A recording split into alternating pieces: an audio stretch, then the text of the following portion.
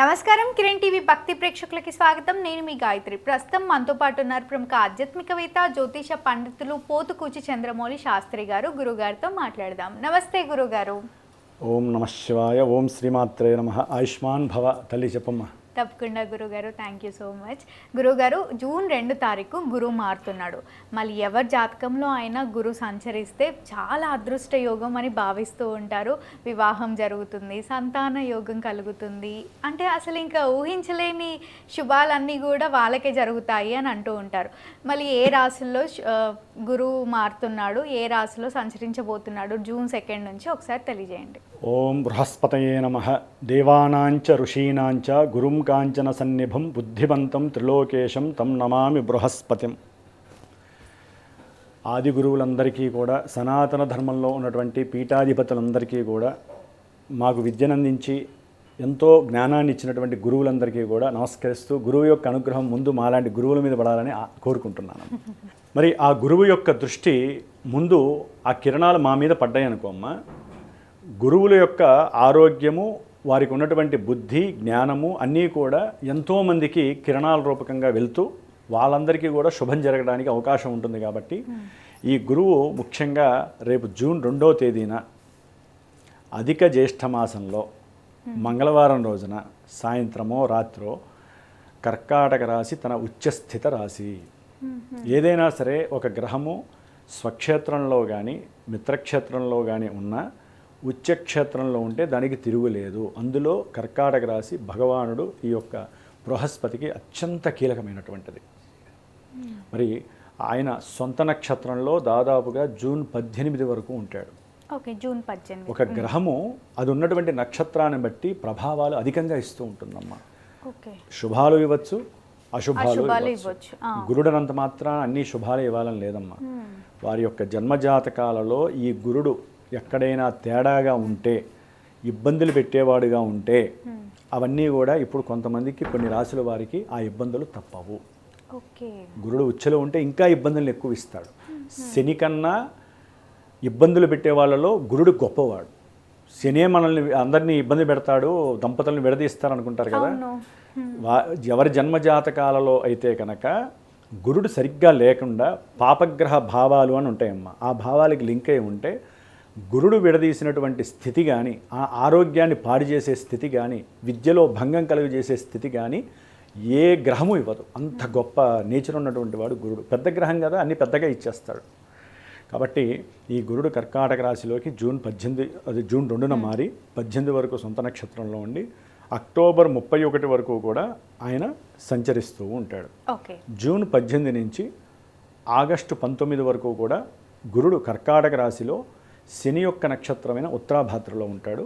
మళ్ళీ ఆగస్టు 19 నుంచి అక్టోబర్ 30 వరకు కూడా ఆయన రేవతి నక్షత్రంలో, ఆశ్లేష నక్షత్రంలో, బుధ నక్షత్రంలో ఉంటాడు. అంటే ఈ గురుడు ఒకే రాశిలో ఉన్నప్పటికీ ఈ నక్షత్రాలకి లింకే ఉన్నటువంటి శని యొక్క లక్షణాలు కలిగి ఉంటాడు, ఇచ్చే ఫలితాలు ఇస్తాడు, బుధుడి యొక్క ఫలితాలు ఇస్తాడు. అందుకనే కొంతమంది చెప్పినవన్నీ మాకు జరగట్లేదండి, మీరు చెప్పినవి కొన్ని రోజులే జరిగినాయి, మాకు జరగట్లేదు అంటారు. జన్మజాతకం మూలమైతే ఈ యొక్క గోచారంలో కూడా గ్రహము ఉన్న చోట ఉంది కదా అని చెప్తే అన్నీ శుభాలు ఇచ్చేదు. ఎన్నో రకాల మిరాకిల్స్ జరుగుతాయి. అందుకనే గురువుని ఆశ్రయించండి అంటారు. గురువుని ఆశ్రయించి జాతకమో చెప్పించుకుంటే వాళ్ళకి తెలుస్తుంది వ్యవహారం. కాబట్టి మరి ఈ గురుడు దేనికి ఎక్కువ ఇస్తాడంటే అమ్మా, ముఖ్యంగా ధనకారకుడు. ధనాన్ని ఇవ్వాలన్నా, కుటుంబంలో వృద్ధి అంటే సంతానము, వంశము వృద్ధి చెందటము, సంతానము కలగడం కూడా వృద్ధి చెందటమే, వివాహానికి అనుకూలవంతం చేయటము, వివాహం ద్వారా సంతానం వస్తుంది కాబట్టి, అట్లాగే గోత్రాన్ని అభివృద్ధి చేయటము. ఎవరి గోత్రం వృద్ధి చెందాలంటే మగపిల్లాడు పుట్టాలిగా. అవును. అంటే ఎవరికైనా సంతానము, పురుష సంతానం కలగాలంటే గ్రహాలన్నిటిలో రవి తర్వాత గురుడు అత్యంత ప్రాధాన్యులు. కాబట్టి ఎవరికైనా మగ సంతానం కలగాలనే భావన అధికంగా ఉన్నటువంటి వాళ్ళకి ఈ గురుడే సర్వదా రక్ష. మీ జాతకంలో ఆ దశలో అంతర్దశలు యాక్టివేట్ అయినా గురుడు ఇప్పుడు వచ్చినటువంటి ఈ రాశిలో ఒక రకంగా ఇది స్త్రీ రాశి, కానీ సొంత నక్షత్రంలో ఉన్నాడు కాబట్టి చాలా వరకు అనుకూలమైనటువంటి అనుకూలతలు వీరికి కలగడానికి అవకాశం ఉంటుంది.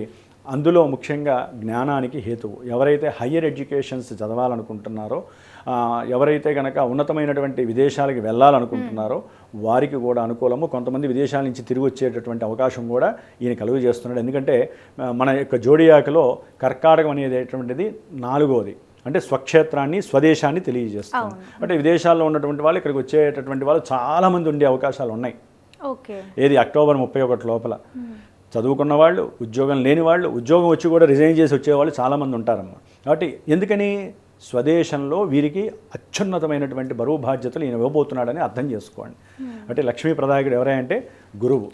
కాబట్టి ఏదైనా సరే వృద్ధి చేయాలి, వ్యాపారాన్ని వృద్ధి చేయాలన్నా, రోగాల్ని వృద్ధి చేయాలన్నా, లేకపోతే శత్రువుల్ని వృద్ధి చేయాలన్నా కూడా ఈయన యొక్క కారకత్వాలు బాగా పనిచేస్తాయి. కాబట్టి అది వారి జన్మజాతకాల్లో వాళ్ళకుంటే ఇప్పుడు మటుకు మనం కొన్ని రాసుల్లో ఏ రాశుల వారికి 12 రాశుల్లో ఈ గురువు యొక్క అనుకూలతలు ఏ విధంగా వారికి అవకాశాలు ఇస్తాయి, ఈ అక్టోబర్ 31 వరకు ఎవరికి వివాహ యోగాలు, ఎవరికి వాహన యోగాదులు, ఎవరికి సంతాన యోగాదులు కలుగుతాయి, ఎవరికి అప్పుల బాధలు తీరిపోతాయి, కోర్టు సమస్యలు కాస్త గట్టెక్కుతాయి, ఇలాంటివన్నీ కూడా మనకి కొంతవరకు తెలుసుకునే ప్రయత్నం చేసుకోవచ్చమ్మా. చెప్పినవన్నీ పరిపూర్ణంగా జరుగుతాయని మాత్రం ఎవరు ఆశించద్దు. జన్మజాతకం ఒక్కటే మీకు తెలియజేస్తే అది గుర్తుపెట్టుకోవాలి. తప్పకుండా గురుగారు, జూన్ 2వ తారీఖున గురువు మారడం వల్ల మీన రాశి వారికి ఎలాంటి ఫలితాలు లభిస్తాయి, ఎలాంటి ప్రతికూల ఫలితాలు, అనుకూల ఫలితాలు లభిస్తాయి ఒకసారి తెలియజేయండి. ఓం బృం బృహస్పతయే నమః. అమ్మ, జూన్ 2వ తేదీన మీనరాశి వారికి ఆ రాస్యాధిపతియే గురువు. వారి యొక్క జన్మరాశ్యాధిపతి ఆయనే, కర్మస్థానాధిపతి అంటే ధనుస్సు రాశి ఇంకోటి ఉంటుంది వీళ్ళకి, ఈ రెండింటికి అధిపతి గురుడే. ఇప్పటి వరకు జూన్ 1 వరకు ఆయన 4వ స్థానంలో ఉండి ఎన్నో రకాలైనటువంటి ఇబ్బందుల్ని, సమస్యల్ని కలుగజేశాడు. కొంతమందికి అది యోగపరమైనటువంటి పరిస్థితులు కూడా కలుగజేశాడు వారి జన్మజాతక రీత్యా. మరి 5వ స్థానంలో గురుడు ఎప్పుడైతే కోణస్థానంలోకి రావటమే విశేషము, అది మిత్రస్థానము, అది యాక్చువల్లీ విశేషమైనటువంటి ఉచ్చస్థాన స్థితిగతుడే ఉండటం ఇంకా విశేషప్రదం. అంటే ఆయన రాశిలోకి రావటము, అక్కడి నుండి ఆయన తన యొక్క సొంత క్షేత్రమైనటువంటి మీనరాశిని చూడటం ఎలా ఉంటుందంటే ఆహ్లాదము, ఆనందము, విశేషమైనటువంటి భోగము, భాగ్యము. ఎవరైనా సరే ప్రేమ వ్యవహారాల యందు ఇప్పటి వరకు కొంచెం భయపడుతూ అనుకున్నది జరుగుతుందో లేదో, అనుకున్నటువంటి పరిస్థితులు నాకు అనుకూలంగా ఉంటాయో లేదో, ఇంట్లో తండ్రి గారు ఒప్పుకుంటారో లేదో, అమ్మ ఒప్పుకుంటుందో లేదో, ఇట్లా ఎవరైతే వారి ఇష్టపడినటువంటి ప్రేమ వ్యవహారాల యందు ఒక స్త్రీ, ఒక పురుషుడు వధూవరులుగా మారేటటువంటి అవకాశము కూడా ఈ యొక్క టైంలో జరగటానికి అవకాశం ఉంటుంది. అంటే ప్రేమ వికసించటము, ప్రేమ యందు సఫలీకృత కలగటము చాలా చాలా విశేషంగా ఈ మీనరాశి వారికి కలుగుతోంది. ఓకే, మంచి విషయం. దానివల్ల అయితే స్పష్టంగా చెప్పుకోవచ్చు మీనరాశి వారికి వివాహ యోగం ఉంది అనేసి. వివాహ యోగం కన్నా ముందు ఇష్టపడినటువంటి వాళ్ళు అనుకూలంగా చాలా ఆనందంగా ఉండేటటువంటి పరిస్థితి, ఆనందాలను అనుభవించేటటువంటి పరిస్థితి. ఒకటమ్మా, వివాహం అయిన తర్వాత ఆనందాలు పడతారో విషాదాలు వస్తాయో తర్వాత విషయం. ఇప్పుడు చాలా వరకు కాలమానంలో కొన్ని సంవత్సరాల బట్టి వివాహం ముందు ఎవరైతే ప్రేమ అనుకొని దాన్ని స్వీకరిస్తున్నారో వారు ఆనందంగా ఉంటున్నారు అని వారు అనుకుంటున్నారు. వివాహం అయిన తర్వాత ఈ ఆనందము కాస్త వారికి దొరకట్లేదు, ఎక్కడ లేని సిస్టమ్స్ అన్నీ ఆపరేట్ అవుతున్నాయి. కాబట్టి ఇప్పుడు ఏంటంటే గురుడు అక్కడికి రావడం ద్వారా వీరు కొంతమంది ఒంటరి పోరాటం చేసేవాళ్ళు, ఆల్రెడీ ఏలినాడు శని ప్రభావం ఎక్కువగా ఉన్నటువంటి వాళ్ళు కదా, ఈ శని మీద కూడా ఈ గురుడు యొక్క దృష్టి పడటం వలన ఆ యొక్క ఏలినాడి శని ప్రభావం తగ్గేటటువంటి పరిస్థితి. ఇదే వారికి అక్టోబర్ 31 వరకు కూడా చాలా విశేషమైనటువంటి యోగం. సంతాన పరంగా యోగము కలగటంలో ఈ యొక్క రాశి సుప్రసిద్ధమైనటువంటి మీనరాశి వారు. వివాహం అయింది, ఏలినాడి శని ఒకటి వచ్చింది, సంతాన పరంగా ఆలస్యం అవుతోంది, 2 ఏళ్ళు, 4 ఏళ్ళు, 7 ఏళ్ళు, 8 ఏళ్ళు. ఏదైనానండి సంతాన పరంగా అంటే నాకు వచ్చే జాతకాల పరంగా చెప్తున్నాను. చాలామంది అదేదో ఐవీఎఫ్లని మాట్లాడితే ఐవీఎఫ్, సూర్యుడే పెద్ద ఐవీఎఫ్ అండి. ఆయన్ని ధ్యానం చేస్తే మీకు పూర్తిగా అనుకూలమైన కిరణాలు. ఇప్పుడు అమ్మ, భూమిలో ఉన్నటువంటి విత్తనాలు వేయకుండానే ఎన్నో వృక్షాలు వస్తున్నాయి. కొండల్లో, వాగుల్లో, సముద్రాల లోపల ఎన్ని వృక్షాలు రావట్లేదు. ఎవరి వలన వస్తున్నాయి, ఎవరేస్తున్నారు? సూర్యుడి యొక్క కిరణాలే సంయోగ క్రియ జరిగి భూదేవితో, నీళ్ళతో జరుపుతాడు ఆయన. అట్లాగే భూదేవితో జరుపుతారు. అంత సూర్య భగవానుడు ఉండంగా ఆయనే వైద్యో నారాయణో హరిహి, వారికి మారు పేరే వైద్యులు. నేను అనేది ఏంటంటే వైద్యులు మనం తప్పు పట్టకూడదమ్మా, ఎందుకంటే వారి వృత్తి ధర్మం. అయితే ఏంటంటే సంతానపరంగా ఎవరైతే ఇబ్బందులు పడి అసలు సంతానం పెళ్ళైనటువంటి వాళ్ళు 4 ఏళ్ళు మేము ఫ్రీగా బతుకుతాం అనుకోవడమే పెద్ద తప్పు. ఇక సూర్యుడు కాదు కదా, బ్రహ్మదేవుడు కూడా మిమ్మల్ని మార్చలేరు. సంతానము ఒక యోగము, మహాయోగము. సృష్టిని పెంచటంలో సంతానము ఒక ధర్మము. అది మన సనాతన ధర్మంలో కరువైపోయింది, ఎందుకంటే వివాహమే కరువైపోయింది. ఇక సంతానం దగ్గరికి ఏం వెళ్తారు? ఎంతసేపటికి నేను, నా శరీరము, నా సౌఖ్యము, నా ఆనందము, నేను ఎట్లా అంటే అట్లా బతుకుతాను. ఇది స్త్రీ అయినా పురుషులైనా సరే ఇదే విధంగా ఉన్నారు. కాబట్టి వివాహము మహాయోగం అయితే సంతానము మహామహాయోగము.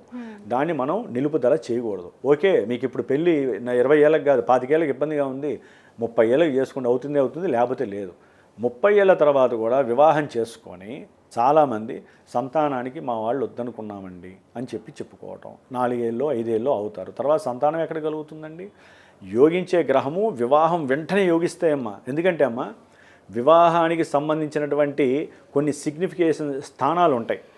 అంటే ద్వితీయము, లాభము అని ఉంటాయి. 7వ స్థానము వివాహ యోగం.